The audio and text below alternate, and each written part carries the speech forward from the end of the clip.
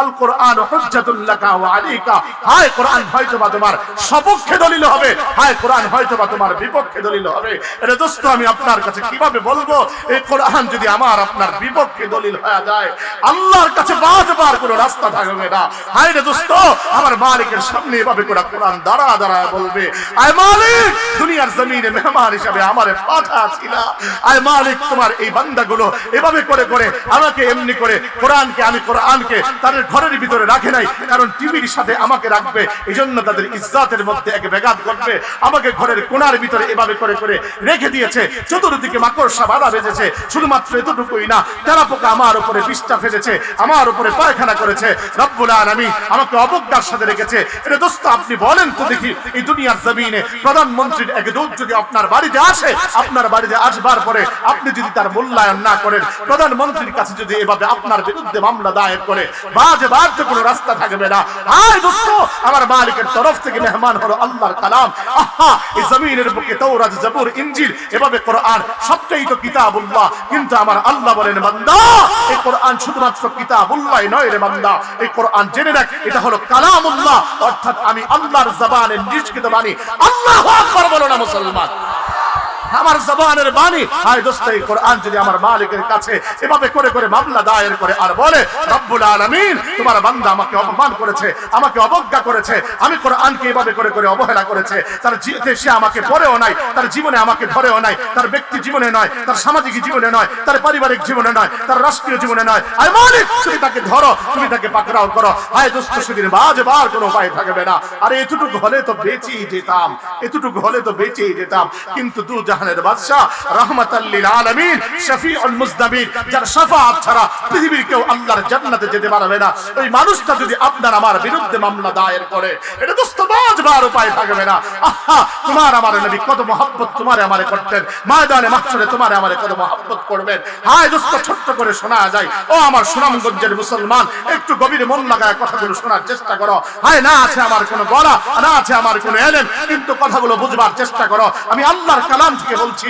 আরে দোস্ত, তোমার আমার নবী তো সারা জীবন ভর তোমারে আমারে মহব্বত করতেন, কত পরিমাণ ভালোবাসতেন। জীবনে এমন একটা মুহূর্ত যায় নাই যে মুহূর্তে তোমারে আমারে বলে আছেন, জন্ম থেকে নিয়ে, জন্মের পর থেকে নিয়ে মৃত্যু পর্যন্ত, এই সারা জীবন ভর তোমার আমার নবী তোমার আমার জন্য কেঁদেছেন। এমনকি আজও পর্যন্ত রওজায়ে আতহারে শহীদ অবস্থায় তোমার আমার জন্য আল্লাহর কাছে শুধুমাত্র কেবলমাত্র কাঁদেন, আল্লাহ আমার উম্মত, আল্লাহ আমার উম্মত। এটা দোস্ত তোমার কাছে কেমন করে বলবো আমার নবী তোমারে আমারে কত ভালোবাসতেন।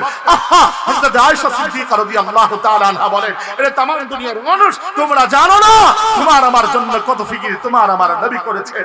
সারা রাত এমন হতো আমার নবী দাঁড়া দাঁড়া আল্লাহর কাছে একটা আয়াত পড়তে পড়তে রাত কাটা দিতেন। আমি আমার নবীর পা মোবারক ধরে ধরে এভাবে দেখতাম, আমার নবীর পা মোবারক পিলারের মতো শক্ত হয়ে যাইত। আমার নবী তারপরেও রুকুতে যাইতেন না, সিজদা করতেন না। কি সেই আয়াত তোমাদেরকে শোনাই, আমার নবী এই আয়াত কারা পড়তেন, ইন তুআযিবহুম ফাইন্নাহুম ইবাদুক ওয়া ইন তাগফির লাহুম ফাইন্নাকা আনতাল আজিজুল হাকীম।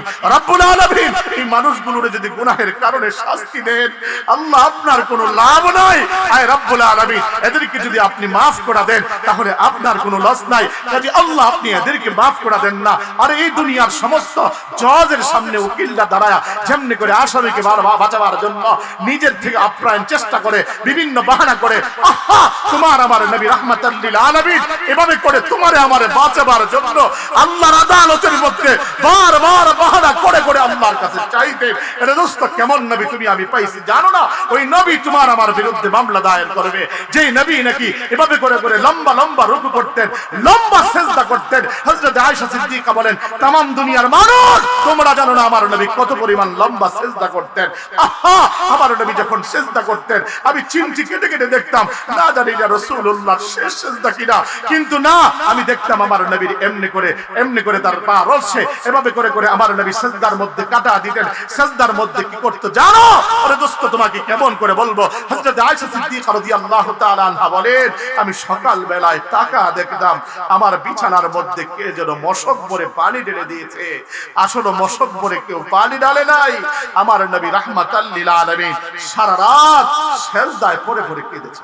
ও মুসলমান, আমি জানতে চাই পৃথিবীর এমন কোন ইতিহাস, এমন কোন রেকর্ড আপনারা দেখাতে পারবেন কিনা ছোট্ট বাচ্চার সামনে আজানের তরি তুলে ধরা হলো, তাম দুনিয়ার ছোট্ট বাচ্চাগুলো এই কথা বলেছে, আমি তো বাচ্চা মানুষ, আমার সামনে আল্লাহর নাম জুড়ে নিও না, আসতে দাও। পৃথিবীর বুকে এমন কোন ইতিহাস দেখাতে পারবেন কিনা জানাজার মধ্যে ইমাম সাহেব জোর করে আল্লাহু আকবার বলছে, এমনি করে কোন এক মাইয়াত উঠে, মৃত ব্যক্তি উঠে বলেছে, শোনো আমি তো মরা মানুষ, আমার সামনে আল্লাহর নাম জোরে বলো না আসতে বলো। ও মুসলমান, আমি এই জন্য বলতে চাই যে আল্লাহর নামটা জীবনের শুরু লগ্ন থেকে নিয়ে তাম জিন্দেগি ভর এমনকি মৃত্যু পর্যন্ত আসতে নেন নাই, ওই নাম আমরা ক্রমান্বয়ে আসতে নিতে পারবো না। আল্লাহর নাম জুড়ে নিয়েছি, জুড়ে নিতে থাকবোই, ঠিক কিনা জোরে বলো মুসলমান।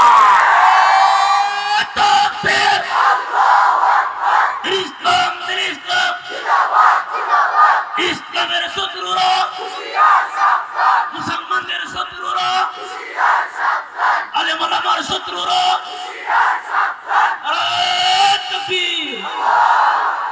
আরে বাতিলরা বড় হুঁশিয়ার আছে, মুসলমানের দুশমনরা বড় হুঁশিয়ার আছে, কিন্তু নওজোয়ান তোমরাই হুঁশিয়ার নাই।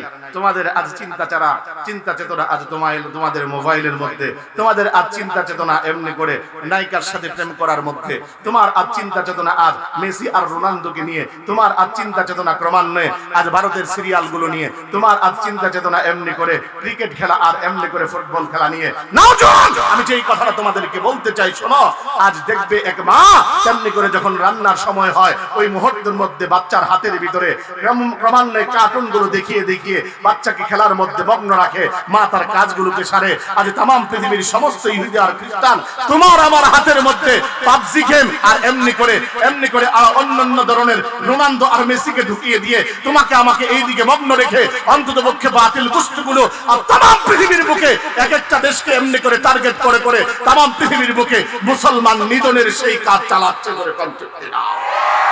আমি তাদেরকে একটা কথাই বলি, নওজোয়ান সজাগ হও, জাগ্রত থাকো, কারণ হলো তোমার আমাকে আজ বর্তমানে মোবাইলের মধ্যে দাজ্জালি ওই ফিতনার ভিতরে মগ্ন করে দিয়ে আজ বেঈমানগুলো আজ হোলি খেলা খেলছে।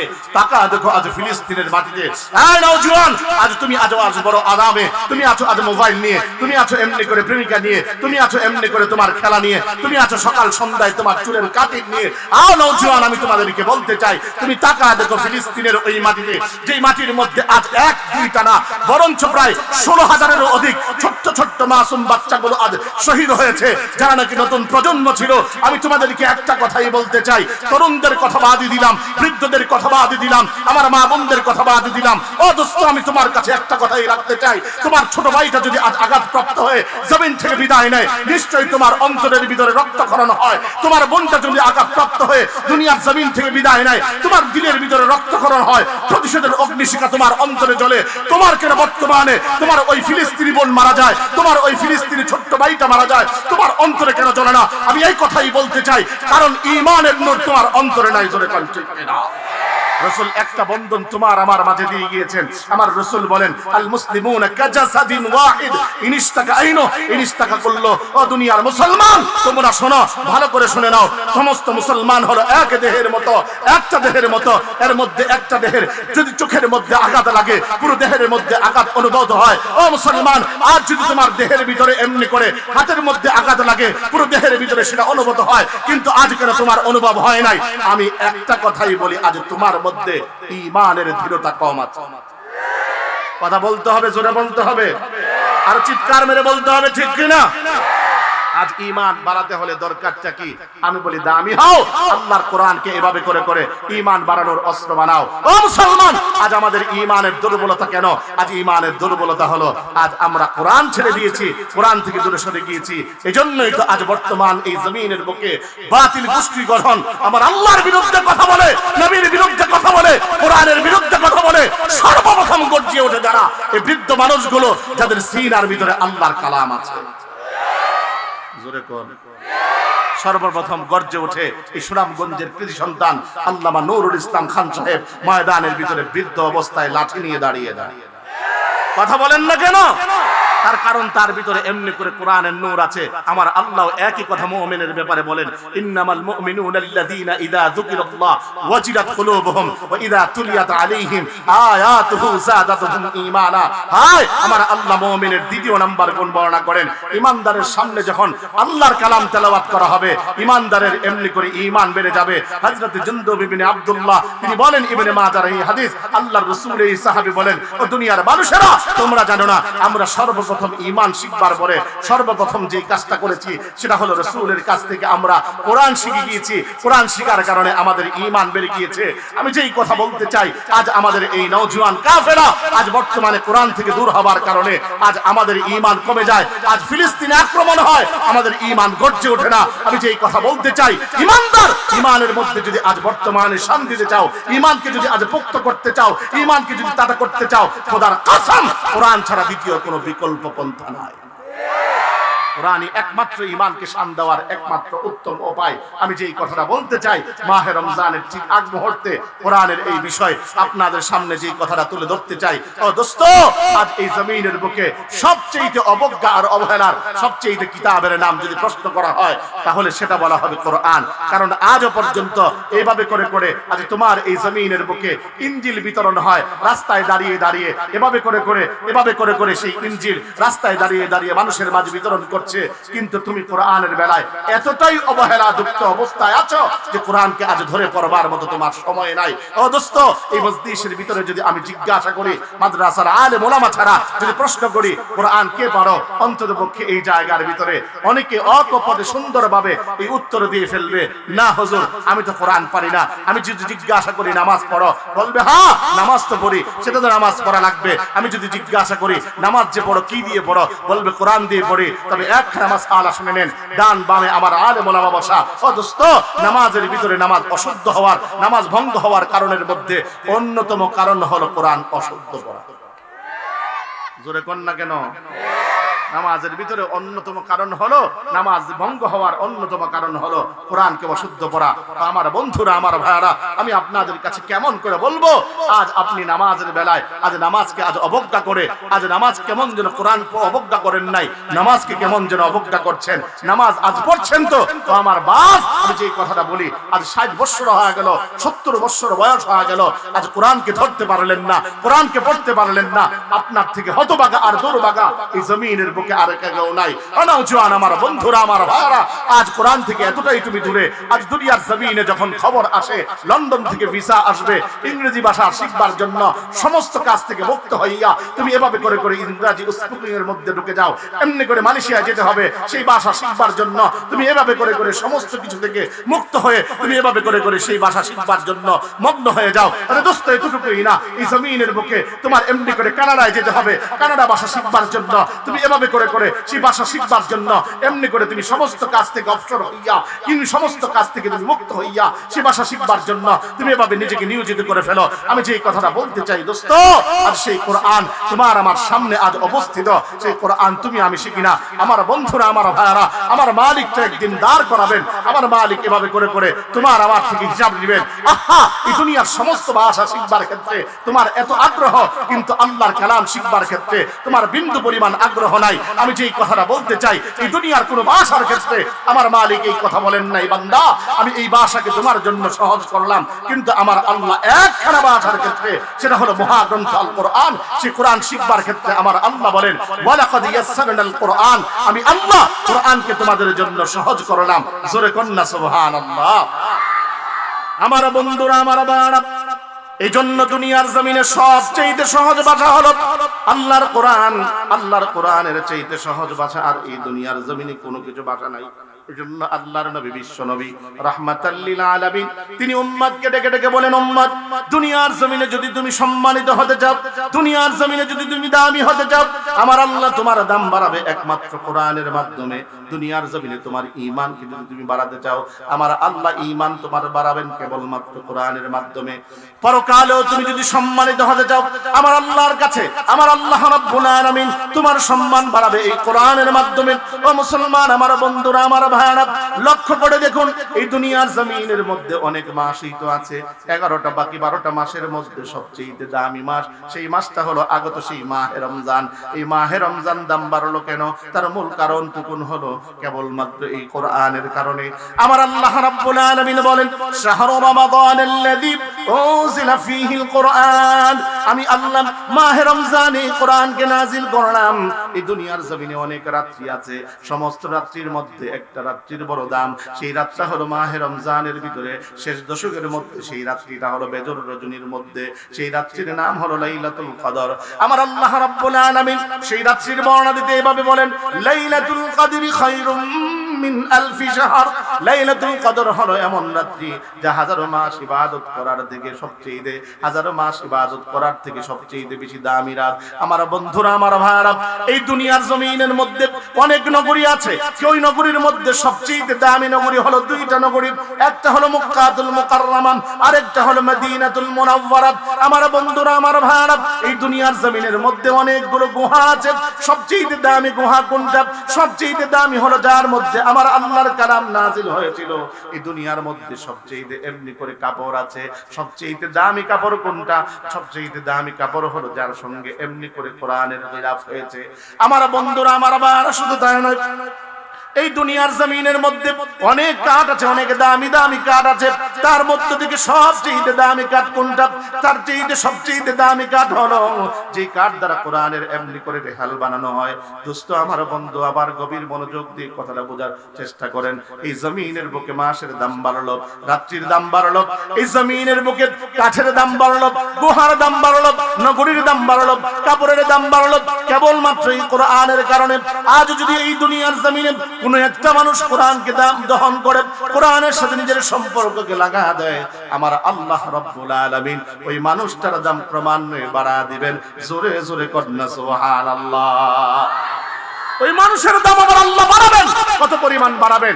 আহা, এই দুনিয়ার জমিনে তার তো সম্মান হবে, পরকালে তার সম্মান হবে কি? আহা দোস্ত, আমার বন্ধু, আমার যে কথাটা বলি, আমার আল্লাহ তার মর্যাদা কত বাড়াবেন। আমার আল্লাহ সেদিন কোরআন ওয়ালাকে ডেকে বলবেন, ইকালু লি সাহিবিল কোরআন ইকরা ওয়ারতাকি ওয়ারাত্তিল কামা কুনতা তুরাত্তিলু ফিদ দুনিয়া ফাইন্না মানজিলাকা ইনদা আখিরি আয়াতিন তাকরাউহা। ও কোরআন ওয়ালা, তুমি কোরআন পড়ো, দুনিয়ার জমিনে যেমন করে তারতিলের সাথে তুমি কোরআন পড়েছো, তোমার কোরআন পড়া যেখানেই শেষ হবে, জান্নাতে তোমার বাড়িটাও ঠিক সেখানে হবে। আরো জোরে বলবেন না?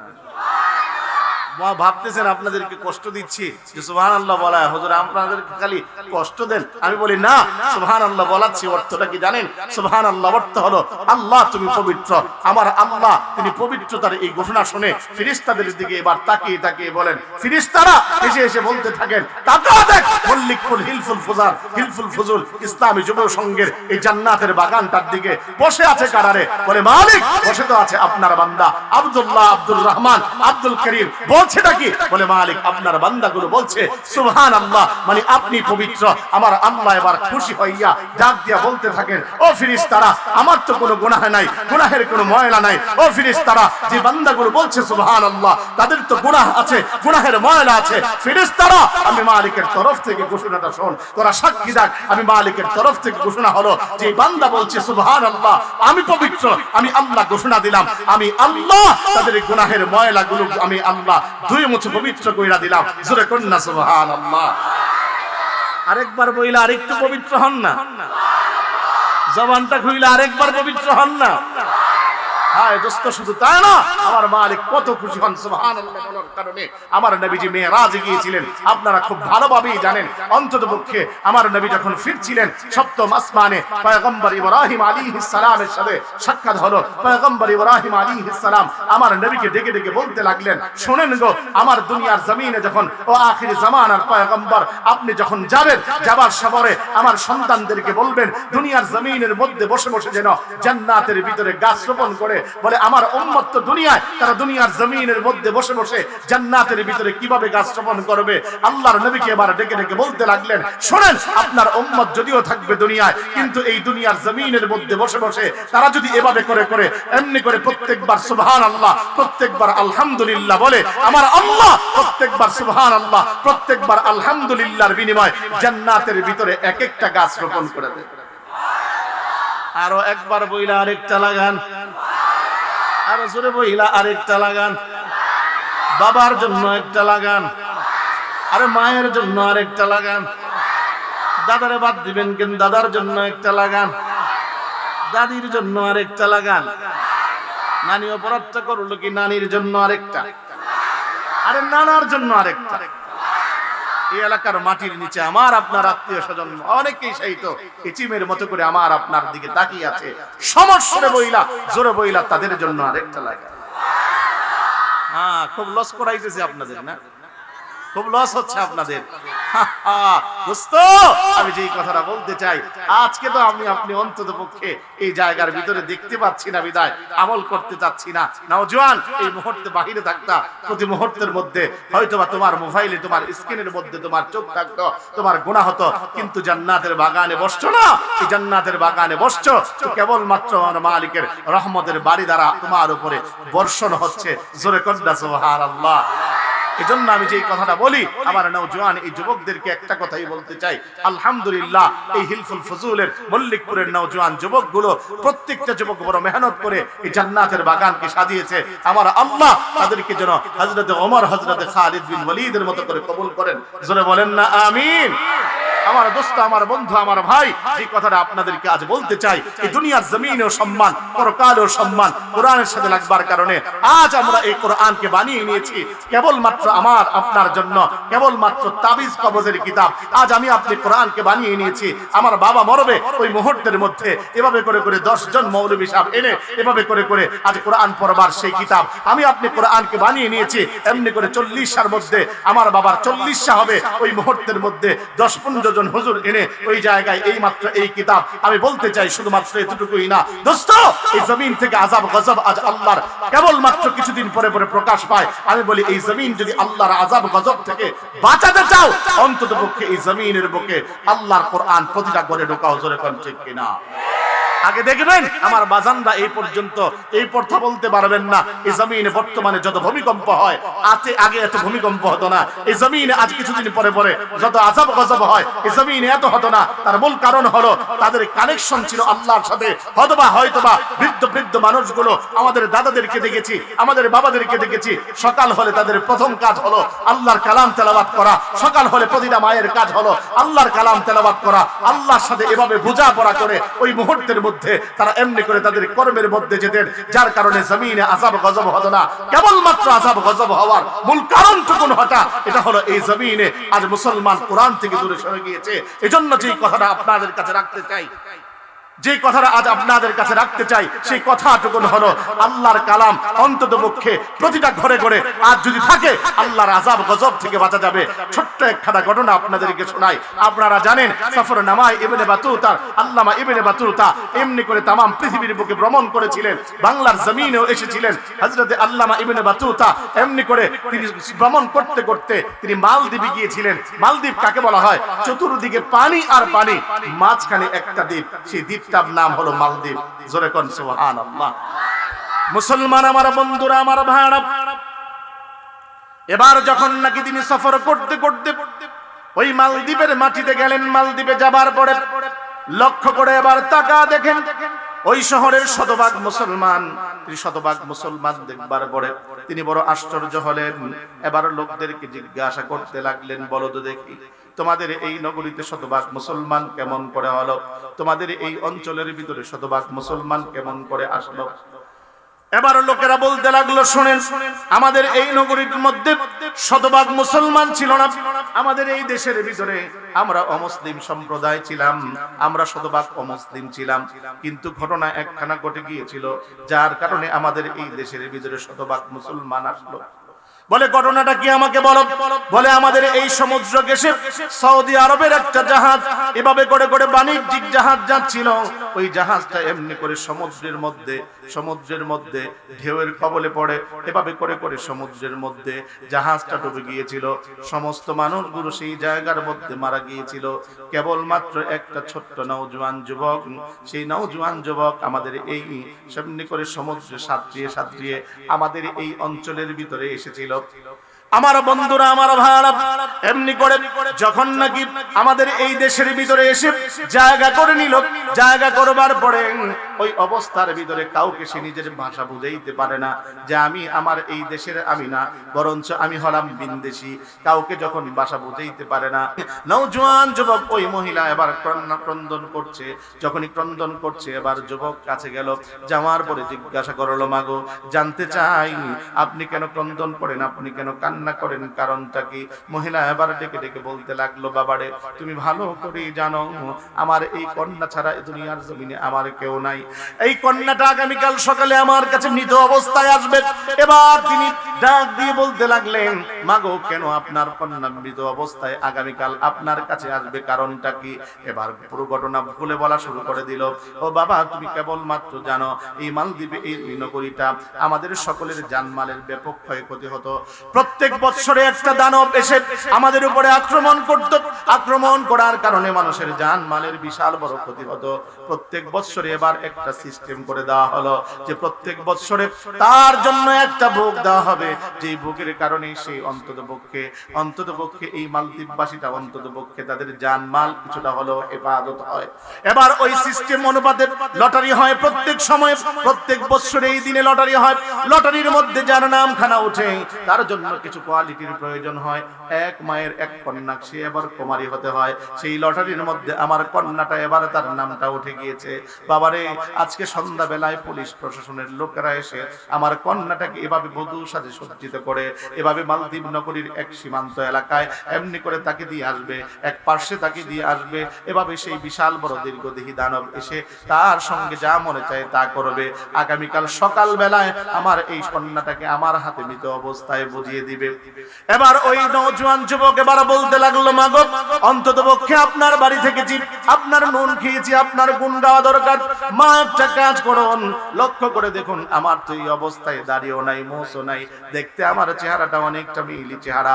মা একটা কাজ করুন, আপনার কন্যাটাকে আবার আপনি ছুপিয়ে ফেলুন, আপনার কন্যাটাকে আপনি লুকিয়ে ফেলুন, আপনার কন্যার স্তরে আমি যাব। মা এবার ডাকি দিয়ে বলতে লাগলো, বাবারে এমন ক্ষতি তোমার আমি করতে পারবো না। হাফেজ আবুল বারাকাত এবার বলতে লাগলো, মাগো অন্ততপক্ষে আমার ব্যাপারে আপনি চিন্তা করবেন না, আমি আমার ব্যাপারে শতভাগ কনফিডেন্স আছি, আমার আল্লাহ আমাকে রক্ষা করবেন। এমন সময় হাফেজ আবুল বারাকাত ওই কন্যাটাকে লুকিয়ে দিয়ে এবার ওই সন্ধ্যা বেলায় বধূর সাথে সজ্জিত হইয়া এবার যখন নাকি ওই মালদ্বীপের ওই সীমান্তবর্তী এলাকায় একেবারে তীরের মধ্যে যে অপেক্ষার প্রহর গুনছে কখন সেই বিশাল বড় দীর্ঘদেহী দানব আসবে। এই জায়গার ভিতরে প্রত্যেক বছরে একটা মানুষের জীবনকে শেষ করে এই বিশাল বড় দানবের অপেক্ষা যখন করছিল, হঠাৎ করে রাত্রিবেলা তিনি লক্ষ্য করে তাকা দেখেন এই বিশাল বড় সমুদ্রের মাছ থেকে বিশাল বড় দীর্ঘদেহী এক দানব এভাবে করে করে তার দিকে ধেয়ে আসছে।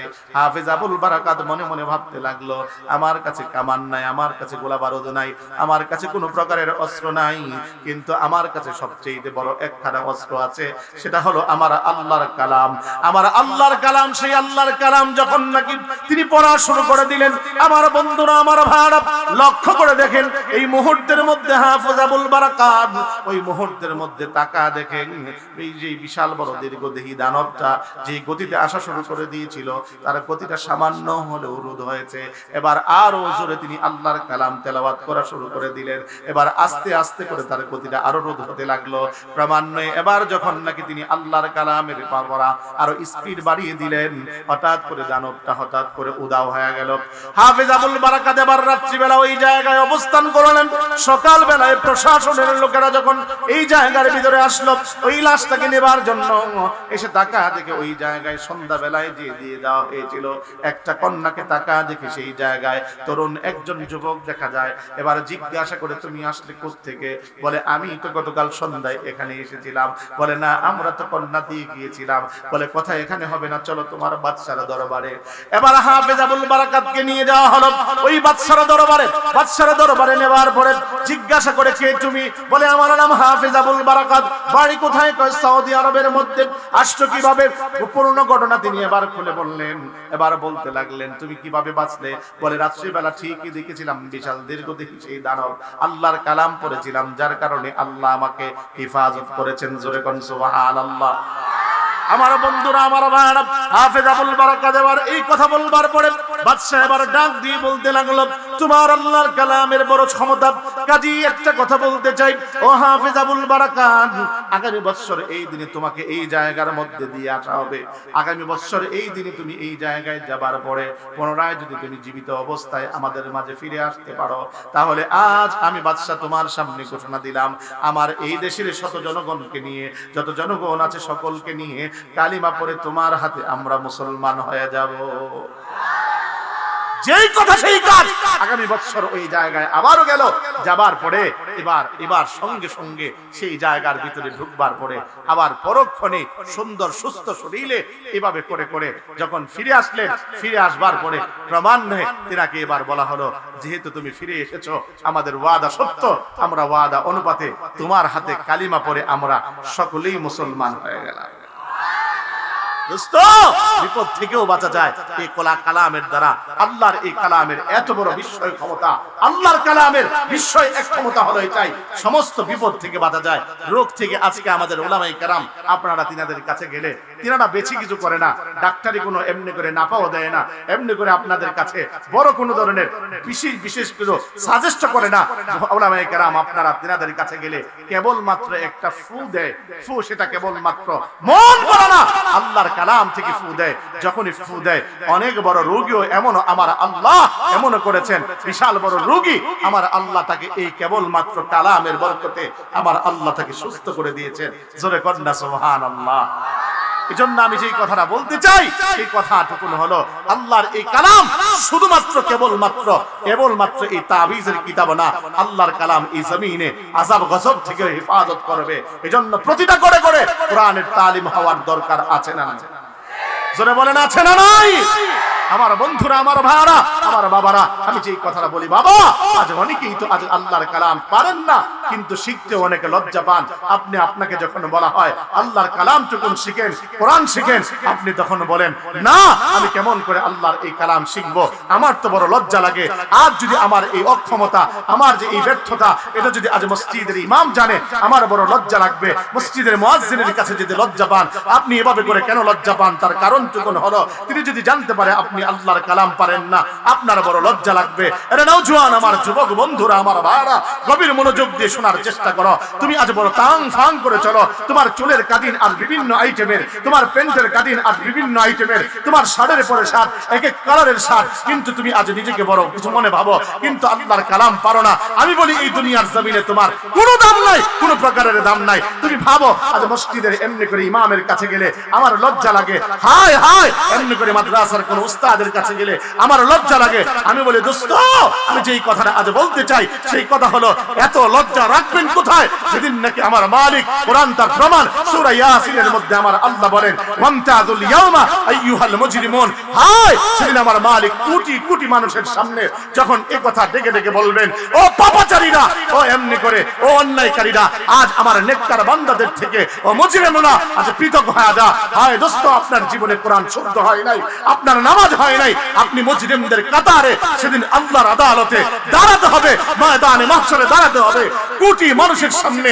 সেদিন লজ্জা পাওয়ার থেকে আজ দুনিয়ার জমিনের বুকে আজ সামান্য লজ্জা অন্ততপক্ষে আপনাকে আল্লাহর আদালত থেকে আপনাকে বাঁচা দিবে। আরে আমার বাবা, আমি যেই কথাটা আজ বলতে চাই, বাবা গভীর মনোযোগ দিয়ে বোঝার চেষ্টা করেন।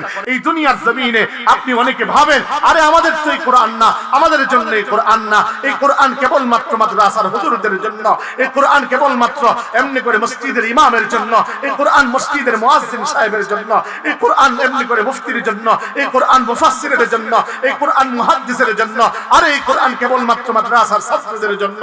আমি বলি না বাবা না, আপনি ভালোভাবে বুঝবার চেষ্টা করেন। এই কোরআন কেবলমাত্র মোল্লা মৌলবী আমাদের হুজুরদের জন্যই না, এই কোরআন আমার মালিক বলেন হুদাল লিল মুত্তাকিন, সমস্ত মুত্তাকিনদের জন্য পথ প্রদর্শক। এতটুকু বলেই আমার মালিক ক্ষান্ত রাখেন নাই। আমার মালিক বলেন হুদাল লিন নাস, সমস্ত মানুষের মানুষের জন্য এই কোরআন পথ প্রদর্শক। এজন্য আমি আপনাদের কাছে একটা কথাই বলতে চাই, হায় এই দুনিয়ার জমিনে কত আশিক আপনি আপনার প্রেমিকার জন্য আজকে দিনক্ষণ আপনি আপনার সমস্ত কিছু বিসর্জন করতে পারেন, কিন্তু আল্লাহর কালামের জন্য একটু সময় আপনি বের করতে পারেন না। দোস্ত আপনি জানেন না এই কোরআনের ব্যাপারে আমার রাসূলুল্লাহ বলেন, আল কোরআন হুজ্জাতুল লাকা ওয়া আলাইকা।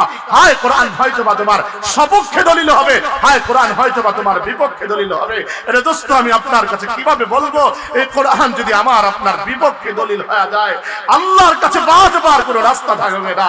হায় রে দোস্ত, আমার মালিকের সামনে এভাবে করে কোরআন দাঁড়া দাঁড়া বলবে, আয় মালিক দুনিয়ার জমিনে মেহমান হিসাবে আমারে পাঠাছিল, আয় মালিক তোমার এই বান্দাগুলো এভাবে করে করে আমাকে এমনি করে আমি কোরআনকে তাদের ঘরের ভিতরে রাখে নাই, কারণ টিভির সাথে আমাকে রাখবে, এই জন্য তাদের ইজ্জতের মধ্যে এক ব্যাঘাত ঘটবে, আমাকে ঘরের কোণার ভিতরে এভাবে করে করে রেখে দিয়েছে, চতুর্দিকে মাকড়সা বাধা বেঁধেছে, শুধুমাত্র এতটুকুই না, তেলাপোকা আমার উপরে বিষ্ঠা ফেলেছে, আমার উপরে পায়খানা করেছে, রব্বুল আলামিন আমাকে অবজ্ঞার সাথে রেখেছে। এটা দোস্ত আপনি বলেন তো দেখি, এই দুনিয়ার জমিনে প্রধানমন্ত্রীর এক দূত যদি আপনার বাড়িতে আসে, আপনার বাড়িতে আসবার পরে আপনি যদি তার মূল্যায়ন না করেন, প্রধানমন্ত্রীর কাছে যদি এভাবে আপনার বিরুদ্ধে মামলা দায়ের করে, বাজে কোনো রাস্তা থাকবে না। আয় দোস্ত, আমার মালিকের তরফ থেকে মেহমান হলো আল্লাহর কালাম। আহা, এই জমিনের বুকে তাওরাত, জাবুর, ইনজিল, এভাবে কোরআন সবটাই তো কিতাবুল্লাহ, কিন্তু আমার আল্লাহ বলেন, বান্দা এই কোরআন শুধুমাত্র কিতাবুল্লাহ নয় রে বান্দা, এই কোরআন জেনে রাখ এটা হলো কালামুল্লাহ, অর্থাৎ আমি আল্লাহর জবানে নিষ্কৃত বাণী। আল্লাহু আকবার বলো না মুসলমান, আমার জবানের বাণী। হায় দোস্ত, এই কোরআন যদি আমার মালিকের কাছে এভাবে করে করে মামলা দায়ের করে আর বলে, রব্বুল আলামিন তোমার বান্দা আমাকে অপমান করেছে, আমাকে অবজ্ঞা করেছে, আমি কোরআনকে এভাবে করে করে অবহেলা করেছে, তার সে আমাকে পড়েও নাই, তার জীবনে আমাকে ধরেও নাই, তার ব্যক্তি জীবনে নয়, তার সামাজিক জীবনে নয়, তার পারিবারিক জীবনে নয়, তার রাষ্ট্রীয় জীবনে নয়, আয় মালিক তুমি তাকে ধরো, তুমি তাকে পাকড়াও করো। হায় দোস্ত, সেদিন বাজবার কোনো উপায় থাকবে না। আরে এতটুকু হলে তো বেঁচেই যেতাম, এতটুকু হলে তো বেঁচেই যেতাম, কিন্তু দু জাহানের বাদশা, রাহমাতাল লিল আলামিন, শফিউল মুজদাবির, যার শাফাআত ছাড়া পৃথিবীর কেউ আল্লাহর জান্নাতে যেতে পারবে না, ওই মানুষটা যদি আপনার আমার বিরুদ্ধে মামলা দায়ের করে, এটা দোস্ত বাজবার উপায় থাকবে না। আহা, তোমার আমার নবী কত মহব্বত তোমারে আমারে করতেন, ময়দানে মাহশরে তোমারে আমারে কত মহব্বত করবেন। হায় দোস্ত, ছোট্ট করে শোনা যায়, ও আমার সুনামগঞ্জের মুসলমান, একটু গভীরে মন লাগায় কথাগুলো শোনার চেষ্টা করো। হায় না আছে আমার কোনো গলা, না আছে আমার কোনো এলেম, কিন্তু কথাগুলো বুঝবার চেষ্টা করো। আমি আল্লাহর কালাম থেকে বলছি, আরে দোস্ত তোমার আমার নবী তো সারা জীবন ভর তোমারে আমারে মহব্বত করতেন, কত পরিমাণ ভালোবাসতেন, জীবনে এমন একটা মুহূর্ত যায় নাই যে মুহূর্তে তোমারে আমারে বলে আছেন, জন্ম থেকে নিয়ে, জন্মের পর থেকে নিয়ে মৃত্যু পর্যন্ত এই সারা জীবন ভর তোমার আমার নবী তোমার আমার জন্য কেঁদেছেন, এমনকি আজও পর্যন্ত রওজায়ে আতহারে শহীদ অবস্থায় তোমার আমার জন্য আল্লাহর কাছে শুধুমাত্র কেবলমাত্র কাঁদেন, আল্লাহ আমার উম্মত, আল্লাহ আমার উম্মত। এটা দোস্ত তোমার কাছে কেমন করে বলবো আমার নবী তোমারে আমারে কত ভালোবাসতেন। আহা, হযরত আয়েশা সিদ্দিকা রাদিয়াল্লাহু তাআলা আনহা বলেন, এটা तमाम দুনিয়ার মানুষ তোমরা জানো না তোমার আমার জন্য কত ফিকির তোমার আমার নবী করেছেন। সারা রাত এমন হতো আমার নবী দাঁড়া দাঁড়া আল্লাহর কাছে একটা আয়াত পড়তে পড়তে রাত কাটা দিতেন। আমি আমার নবীর পা মোবারক ধরে ধরে এভাবে দেখতাম, আমার নবীর পা মোবারক পিলারের মতো শক্ত হয়ে যাইত। আমার নবী তারপরও রুকুতে যাইতেন না, সিজদা করতেন না। কি সেই আয়াত তোমাদেরকে শোনাই, আমার নবী এই আয়াত কারা পড়তেন, ইন তুআযিবহুম ফাইন্নাহুম ইবাদুক ওয়া ইন তাগফির লাহুম ফাইন্নাকা আনতাল আজিজুল হাকীম। রব্বুল আলামিন এই মানুষগুলোর যদি গুনাহের কারণে শাস্তি দেন, আল্লাহ আপনার কোনো লাভ নাই। আয় রব্বুল আলামিন এদেরকে যদি আপনি maaf করে দেন তাহলে আপনার কোনো লস নাই। কাজে আল্লাহ আপনি এদেরকে maaf করে দেন না। আর এই দুনিয়ার সমস্ত জজের সামনে উকিলরা দাঁড়ায়া যেমনি করে আসামিকে বাঁচাবার জন্য নিজের থেকে আপ্রাণ চেষ্টা করে, বিভিন্ন বাহানা করে, আহা তোমার আমার নবী রাহমাতাল লিল আলামিন এভাবে করে তোমারে আমারে বাঁচাবার জন্য আল্লাহর আদালতের মধ্যে বারবার বাহানা করে করে আল্লাহর কাছে চাইতেন। এটা দোস্ত কেমন নবী তুমি আমি পাইছি জানো না? ওই নবী তোমার আমার বিরুদ্ধে মামলা দায়ের করবে, যেই নবী নাকি এভাবে করে করে লম্বা লম্বা রুকু করতেন, লম্বা সিজদা করতেন। হযরত আয়েশা সিদ্দিকা বলেন, तमाम দুনিয়ার মানুষ তোমরা জানো না আমার নবী কত পরিমাণ লম্বা সিজদা করতেন। আহা, আমার নবী যখন সিজদা করতেন আমি চিমটি কেটে কেটে দেখতাম, না জানি না রাসূলুল্লাহর শেষ সেজদা কিনা, কিন্তু না, আমি দেখতাম আমার নবীর এমনি করে তার পা রলছে, এভাবে করে করে আমার নবী সেজদার মধ্যে কাটা দিতেন। সেজদার মধ্যে কি করতে জানো? আরে দোস্ত, তোমাকে কেমন করে বলবো। হযরত আয়েশা সিদ্দিকা রাদিয়াল্লাহু তাআলা আনহা বলেন, আমি সকাল বেলায় তাকা দেখতাম আমার বিছানার মধ্যে কে যেন মশক ভরে পানি ঢেলে দিয়েছে। আসলে মশক ভরে কেউ পানি ঢালে নাই, আমার নবী রাহমাতাল লিল আলামিন সারা রাত সেজদায় পড়ে পড়ে কেঁদেছে। সেজদায় পড়ে পড়ে কেঁদেছেন। কি বলে কাঁদতেন এই কথাটাও আমি শুনতাম। আমার নবী ওই অবস্থায় সেজদায় পড়ে পড়ে একটাই মাত্র আমার মালিকের কাছে দোয়া করতেন, আল্লাহুম্মা গফিরলি উম্মতি, আল্লাহুম্মা গফিরলি উম্মতি, আয় আল্লাহ আমার উম্মতকে তুমি মাফ করো। ও আমার সুনামগঞ্জের যুবক, আমি তোমারে বলি দোস্ত, একবার ভাবো ওই নবী, সেই নবী মোহাব্বত তোমারে আমার কেমন করতেন। হায় আমার বন্ধুরা, শুধু এতটুকুই না, হযরত আয়েশা সিদ্দিকা রাদিয়াল্লাহু তাআলা আনহা বলেন, নবী অনেক রাত্রিবেলা আপনাকে পাইছি, খুব কাছে পেয়েছি ইয়া রাসূলুল্লাহ, আমার জন্য একখানা রহমতের দোয়া করেন, একটা দোয়া করেন। নবীজি হাত বাড়ালেন আল্লাহর কাছে, আল্লাহুম্মা গফিরলি আয়েশা, আল্লাহ আমার আয়েশার অতীতের গুনাহ মাফ করো, আমার আয়েশার ভবিষ্যতের গুনাহ মাফ করো, আমার আয়েশার গোপন গুনাহ মাফ করো, আমার আয়েশার প্রকাশ্য গুনাহ মাফ করো। হায় হযরত আয়েশা সিদ্দিকা রাদিয়াল্লাহু তাআলা আনহা কথাখানা শুনবার পরে নবীজির খুল মোবারকের মধ্যে মাথাখানা ঠেকা দিলেন। আল্লাহর নবী এবার তিনি হযরত আয়েশার মাথার মধ্যে দড়ে দড়ে হাত বুলাইতে লাগলেন আর বলতে লাগলেন, আয়েশা বড় খুশি হয়েছে। বলে, ইয়া রাসূলুল্লাহ, তার চেয়ে খুশির খবর কি হতে পারে? রাহমাতাল লিল আলামিন আমার জন্য মাগফিরাতের দোয়া করেছে, গুনাহ মাফের দোয়া করেছে। হায় বাপ, শুনেন তো শুনেন, নওজোয়ান বন্ধু বুঝবার চেষ্টা করো। হযরত আয়েশা সিদ্দিকা এই কথা বলবার পরে নবীজি যে উত্তরখানা করেছেন, নবীজি ডেকে ডেকে বলতে লাগলেন, আয়েশা আজ রাতে তোমাকে একবার, কেবলমাত্র আমি মুহাম্মদ একবার তোমার জন্য মাগফিরাতের দোয়া করার কারণে আল্লাহর কাছে তুমি এত খুশি হলে, আয়েশা তুমি জানো না আমি মুহাম্মদ প্রতিদিন 5 বেলা 5 ওয়াক্ত নামাজ শেষে আমি আল্লাহর কাছে আমার গুনাহগার উম্মতের জন্য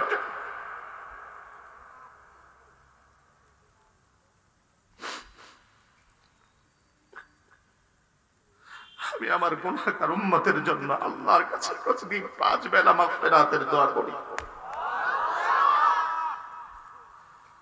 হায় দোস্ত, আজ ওই নবী দুনিয়ার জমিনে নাই। এত মোহাব্বত তোমারে আমারে করতেন, এত মোহাব্বত। ময়দানে মাহশরে ভুলবেন না ওই নবী, ভুলবেন না। উঠে আল্লাহর কাছে প্রশ্ন করবেন, আল্লাহ আমার উম্মত কই? উম্মত, আমার উম্মত কি সব জাহান্নামে পাঠায় দিয়েছে? বলবে না, আপনার উম্মত এখনো পর্যন্ত কোনো ফয়সালাই হয় নাই। হায় দোস্ত, ওই নবীও পর্যন্ত ময়দানে মাহশরে দাঁড়া যাবে আর এই কথা বলবেন, বড় কষ্ট নিয়ে বলবেন, নওজোয়ান আজ কোরআন ভুলে আছো? ও আমার বাপ, আজ কোরআন ভুলে আছো? আমার মালিকের কাছে দাঁড়া, বলবে, ইয়া কওমি ইত্তাখাযু হাযাল কুরআনা মাহজুরা। রব্বুল আলামিন দুনিয়ার জমিন থেকে যখন বিদায় নিয়েছিলাম, উম্মতকে বলে এসেছিলাম, তারাকতু ফীকুম আমরাইন লান তাদিল্লু মা তামাসসাকতুম বিহিমা কিতাবাল্লাহি ওয়া সুন্নাত রাসূলি। উম্মত, 2টা জিনিস রেখে গেলাম, আমি চিরকাল তোমাদের মাঝে থাকবো না, কিন্তু এই 2টা জিনিসকে আঁকড়ে ধরো, যদি ধরতে পারো পথভ্রষ্ট হবে না। উম্মত, একটা হলো আল্লাহর কালামকে ধরো, আরেকটা হলো আমি রাসূলুল্লাহর সুন্নাহকে ধরো। হায় আল্লাহ, আমার এই উম্মত গুলো, আল্লাহ আমার এই কালাম ধরে নাই, তোমার কালাম ধরে নাই, জীবনে ধরে নাই। আল্লাহ আমি রাসূলুল্লাহ তোমার কাছে মামলা দায়ের করছি। আল্লাহ এদেরকে তুমি ধরো, এদেরকে তুমি পাকড়াও করো। হায় আমার বাপ, আমি যে কথাটা বলি বাপ, ব্যথা নিয়ে বলি, সেদিন কোরআন যদি স্বয়ং আপনার আমার বিরুদ্ধে মামলা দায়ের করে, যেই নবীর শাফাত ছাড়া যাওয়া যাবে না, এই নবী যদি তোমার আমার বিরুদ্ধে মামলা দায়ের করে, বাঁচবার তো কোনো আর জায়গা থাকবে না। এজন্য আমি একটাই অনুরোধ করব, দোস্ত, জীবনে অনেক কিছু করেছো, অনেক কিছু শিখেছো, অনেক পাণ্ডিত্য অর্জন করেছো, আমি বলি অসুবিধা নাই, কিন্তু আল্লাহর কালামটাকে একটু একটু শিখার চেষ্টা করো। যদি শিখতে পারো, দুনিয়াতেও আমার আল্লাহ সম্মান বাড়াবেন, ঈমানকে তরতাজা করবেন, পরকালও আমার আল্লাহ সম্মান বাড়াবেন। যেগুলো বলেছি কোরআন এবং হাদিস থেকে, ছোট্ট একটা ঘটনা, বাস্তব ঘটনা তোমাদেরকে শোনায় আমার কথার ইতি টানব। দোস্ত, এই জমিনে আমার আল্লাহ কেমন করে মর্যাদাবান বানান, আমি এই কথাটা শুনেছি, ঘটনাটা শুনছি আনজেশা কাশ্মীরি তিনার কাছ থেকে। আমি এই কথাটা পড়েছি আল্লামা তারেক জামিল হাফিজাহুল্লাহ তিনার এক কিতাব থেকে। হায় দোস্ত, আমাদের পার্শ্ববর্তী রাষ্ট্র সেই ভারতের মাটিতে একটা এলাকা ছিল, মূর্খ এলাকা, যে এলাকার মধ্যে মানুষগুলো একদম গণ্ডমূর্খ ছিল দ্বীনের ব্যাপারে। হায়, ওই অবস্থার ভিতরে, ওই জায়গার ভিতরে একজন মানুষ মারা গেল। মানুষটা মারা যাওয়ার পরে মানুষগুলো জানি না এই মানুষটার কেমনে কাফনের কাপড় পরাতে হয়, গোসল কিভাবে দিতে হয়, দাফন কিভাবে করতে হয়। এই ঘটনা যখন নাকি তাদের মধ্যে ঘটলো, এমন সময় লোকগুলো বলতে লাগলো, চলো লোকটাকে একটু আমরা হাইওয়েতে নিয়ে যাই, দেখি কোনো আল্লাহর বান্দা পাই কিনা, যে নাকি এই বিষয়ে বিজ্ঞ, তাকে দিয়ে আমাদের এই ব্যক্তির কাজটাকে সম্পন্ন করাবো। আমার বন্ধুরা, আমার ভাইয়ারা, যখন হাইওয়েতে আসলো, টাকা দেখে টুপি দাড়ি এই অবস্থায় লম্বা জামা এমন একজন ব্যক্তিকে দেখা যায়। আমার বন্ধুরা যখন এই ব্যক্তিকে অনুরোধ করলো, সঙ্গে সঙ্গে সে সম্মতি জ্ঞাপন করলো। জ্ঞাপন করার পরে পরক্ষণে তিনি এবার যে তাকে গোসল করালেন, কাফনের কাপড় পরালেন, জানাজা পড়িয়ে তাকে দাফন করে, এভাবে করে করে যখন তিনি ফিরছিলেন, ঠিক ওই অবস্থার ভিতরে এবার তিনি অফিসে যাবার পরে টাকা দেখে তিনার প্রয়োজনীয় যে ডকুমেন্ট ছিল, কাগজগুলো ছিল, ওই কাগজগুলো তিনার পকেটে আর নাই। এবার তিনি সঙ্গে সঙ্গে মনে মনে ভাবতে লাগলেন, কোথায় গেল, কোথায় হারালো, কোথায় পড়লো। হঠাৎ করে মনে হলো, যখন মনে হয় আমি লাশটাকে আমি কবরের মধ্যে কবরস্থ করছিলাম, ঠিক ওই মুহূর্তের মধ্যে যখন নত হয়েছিলাম, ওই মুহূর্তের মধ্যে আমার কাগজগুলো হয়তোবা এভাবে পড়ে গিয়েছে। আমার বন্ধুরা, আমার ভাইয়ারা, যখনই এভাবে করে করে আজ এই লোকটা পুনরায় আবার ওই এলাকার দিকে আসতে লাগলো, পুনরায় যখন ওই এলাকার মধ্যে আসলো, আসবার পরে এবার সে এসে বলতে লাগলো, উপকার আমি আপনাদের করেছি, এবার আমার ছোট্ট একখানা উপকার করেন। বলে, উপকার কি? বলে, আমার কাগজ, প্রয়োজনীয় কাগজগুলো হয়তোবা কবরের ভিতরে পড়ে গিয়েছে। আসলে মূলত কাগজ ফেলানো আমার আল্লাহর ইচ্ছে, দেখানো আমার আল্লাহর ইচ্ছে। এবার লোকেরা বলল, চলেন কবর খনন করেন।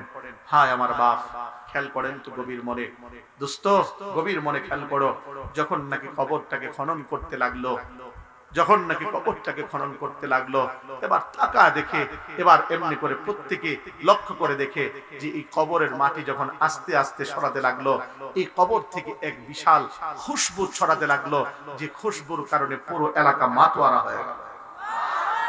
হায় আমার বন্ধু, যখন আস্তে করে বাঁশের চাঙ্গারিগুলো উঠাইতে লাগলো, টাকা দেখে কিছুক্ষণ আগে যে কবরের ভিতরে একটু আগে লাশটাকে দাফন করে যাওয়া হলো, ওই কবরের মধ্যে কে যেন ফুলের বিছানা বিছিয়ে দিয়েছে। আজকে দুনিয়ার জমিনে বুদ্ধিজীবী নেতাদের কবরের উপরে ফুলের এমনি করে তোড়া দেওয়া হয়, কিন্তু কবরে কি হয় পৃথিবীর কেউ জানে না। হায় আমার বাবা, আজ বর্তমানে যদি কোরআন ওয়ালা হতে পারেন, কি মর্যাদা হবে, কবরের মধ্যে ফুলের বিছানা হবে। এই ঘটনাগুলো যখন আমরা বলি, আমাদের সমাজের বুকে এমনি করে অনেক ভাইয়েরা আছেন যারা নিজেদেরকে আহলে হাদিস দাবি করেন, যারা নিজেদেরকে এভাবে করে করে বলে এই সমস্ত ঘটনাটা আমাদের এমনি করে কোত্থেকে পায়, এই সমস্ত ওই মালদ্বীপের ঘটনা কোত্থেকে পায়, তারা এই সমস্ত কথা বলতে চায়। আমি বলি এই সমস্ত ঘটনা আমরা আমাদের বুজুর্গানে দিনদের থেকে পাই। আমি যখন মালদ্বীপের ঘটনাটা বর্ণনা করি, অনেক জায়গায় আমি দেখতে পাই কিছু লিবাসদারি আমাদের এই দেশের ভিতরে, মুখোশধারী যারা নিজেদেরকে লামাযহাবী দাবি করে, ওই সমস্ত মুখোশধারী ব্যক্তিগুলো এই জায়গার ভিতরে কমেন্ট করে আর বলে এই সমস্ত গল্প হলো গাঁজাখুরি গল্প। যখন ওই দেশের মধ্যে যারা অবস্থান করে, তারা নিজেরা মালদ্বীপের অনেক নগরী, মালদ্বীপের অনেক মানুষগুলো এভাবে বলতে থাকে এটা সত্য ঘটনা, এটা মিথ্যার কোনো ঘটনা না, এই মালদ্বীপের এটা সত্য ইতিহাস। ও মুসলমান আমার বন্ধুরা, বলবে তো তারা, কারণ তাদের জবান দিয়ে আজ বর্তমানে কিছুদিন আগে আগে তাদের এক বড় এক শেখ ডাক্তার আকরামুজ্জামান সে বলেছে আমাদের এই এমনি করে শবে বরাতের ব্যাপারে সে বলেছে শবে বরাত এটা পালন করা শবে বরাতকে এইভাবে উপলক্ষ করে মসজিদে যাওয়া বেশ্যাখানা যাওয়া না মানত। আরো জোরে বলবেন না, আরো চিৎকার মেরে বলবেন না। আমি একটা কথাই বলতে চাই, তোমরা নিজেদেরকে আজ হাদিস ওয়ালা বলে দাবি করো, আজ নিজেদেরকে এমনি বড় আলে হাদিস দাবি করো। আজ রাসূলুল্লাহ প্রায় অনেক হাদিস থেকে অন্ততপক্ষে সব হাদিস বাদ দিলাম, অন্ততপক্ষে মুআজ ইবনে জাবাল রাদিয়াল্লাহু তাআলা আনহুর যে হাদিসখানা আছে যেটা তোমরা যাকে আলবানী এমনি করে যাকে তোমরা অনুসরণ করো তিনি যেটাকে সহিহ হাদিস বলে বলেছেন, ওই হাদিস তো অন্ততপক্ষে সহিহ। ওই হাদিসের মাধ্যমে শবে বরাত সাব্যস্ত। আজ তার পক্ষে সপক্ষে আজ দেখতে পেলাম ডক্টর এমনি করে নাম তার শেখ ডক্টর মহসিন সে এভাবে করে করে সাফাই গাচ্ছে। হয়তো বা কথাটা এইভাবে বলা উচিত হয়নি, কথাটা একটু হালকা ভাবে বলা উচিত ছিল। কারণ জেনাকর এমনি করে চোর ডাকাত সে এমনি করে জাহান্নামে যাবে, জাহান্নামে যাবে, তার জাহান্নামে যাওয়া লাগবে। আল্লাহ চাইলে তাকে মাফ করতে পারেন, কিন্তু একজন বিদাতি তার জাহান্নাম অবধারিত। এইভাবে করে করে সে বক্তব্য দিচ্ছে। আমি বলি অন্ততপক্ষে এটা ভেবে রেখো, জেনে রেখো, শুনে রেখো, এটা অন্য কোনো তোমাদের দেশ না, এটা সোনার বাংলা, এটা উলামায়ে কেরামের গাতি, এটা শাহজালালের পল্লবী। আর জোরে বলেন ঠিক কিনা? এই জমিনের বুকে অন্ততপক্ষে ফিতনা ছড়াতে এসো না। কোরআন হাদিস পর্যন্ত বুঝতে হলে আলেমদের কাছে আসো, যারা 12 বছর কোরআন হাদিস রিসার্চ করে করে কোরআন হাদিস শিক্ষা গ্রহণ করেছে। আজ তোমরা কিছু হাদিসের বলে উড়াইয়া অশিক্ষিত মূর্খগুলো আজ হাদিসের মসনদে বসে আজ উলামায়ে কেরামদের অবজ্ঞা করে কথা বলো, সত্যের কথা বলবা, নয়তো জিভ কেটে কেটে বের হবে। ঠিক কিনা জোরে বলে মুসলমান?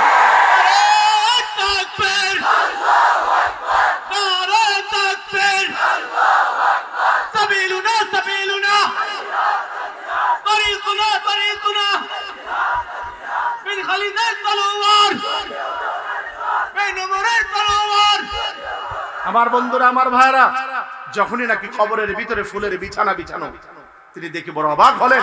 হায়, এভাবে করে করে কবরের ভিতরে ফুলের বিছানা আসলো কোত্থেকে? পরিশেষে তিনি এবার বাড়ির দিকে রওনা দিলেন, খবর নিবেন।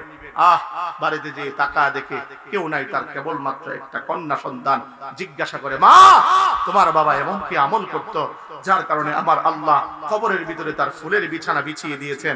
বলে, চাচা আমার বাবা বড় কোনো আলেম ছিলেন না, বড় কোনো মুফতি ছিলেন না, বড় কোনো মুহাদ্দিস ছিলেন না, মূর্খ এলাকার সাধারণ একজন মূর্খ মানুষ, কৃষক ছিলেন। আমার বাবা সন্ধ্যা বেলায় যখন ঘরে আসতো, আসবার পরে আমার বাবা সঙ্গে সঙ্গে উত্তম রূপে ওযু করে হাত মুখ ধৌত করে আমার বাবা ওই যে তাকের উপরে একখানা বই দেখা যায় ওই বইটাকে নামাতেন, বুকের মধ্যে জড়া ধরতেন, মুখে চুম্বন করতেন, চোখের মধ্যে লাগাতেন। এভাবে করে করে আমার বাবা এটাকে খুলে প্রত্যেকটা পরতে পরতে লাইনে লাইনে হাত বুলিয়ে কালো লেখার ওই পরতে হাত বুলিয়ে এভাবে করে বলতো, এ বি মেরা রব কা ফরমান হে, এ বি সাচ হে, এটা আমার আল্লাহর কথা, এটা সত্য কথা। আর দিলে দিলে অন্তরে অন্তরে কথা ভাবতো, হায় এটা সুগার শিকার সুবর্ণ সুযোগ আমার জিন্দেগিতে হয় নাই। হায়, এভাবে করে করে কান্না করত। প্রতিদিন এই আমল আমার বাবার মধ্যে দেখতে পেয়েছি।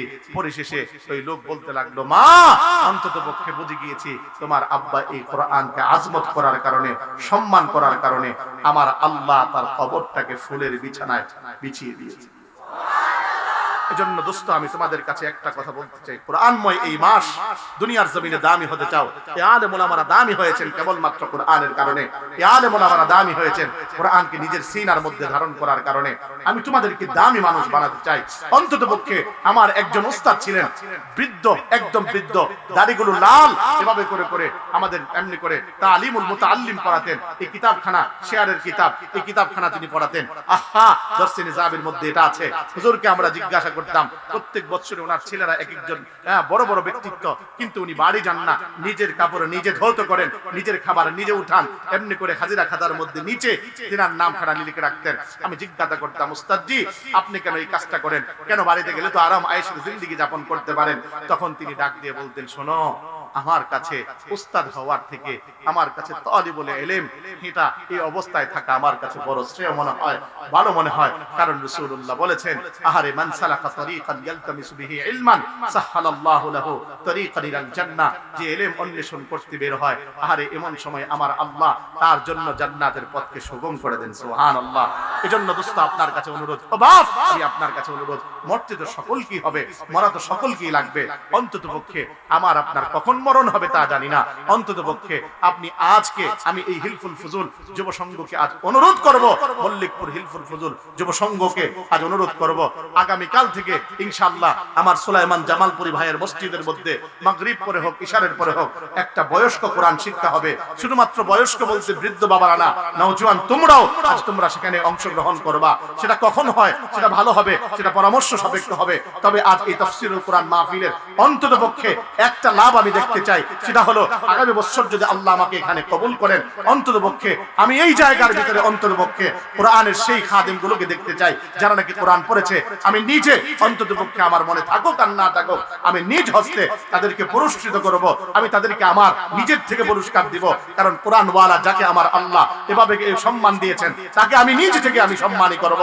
আমি এমন অন্তত পক্ষে এই জায়গায় দেখতে চাই। তুমি যদি আলিফ বা তা তা পড়ো, সবটা কি হবে, প্রতি অক্ষরে আমার আল্লাহ 10 নেকি দিবেন। আর যদি ইন্তেকাল করো, আমার আল্লাহ তোমার জান্নাতের পথ সুগম করবেন। সেই চিন্তা চেতনায়, সেই লক্ষ্যে এমন কিছু মানুষকে দেখতে চাই যারা নাকি কোরআন প্রতিনিয়ত এমনি করে এসে যারা কোরআন পারেন না, এমন অন্তত পক্ষে 30 জন কোরআনের ছাত্র দেখতে চাই। প্রথম নাম্বার কোন ভাইটা আছেন ইনশাআল্লাহ? লাগাতার না, যে শিখবেন তার নাম মুরাবিদ। আই কই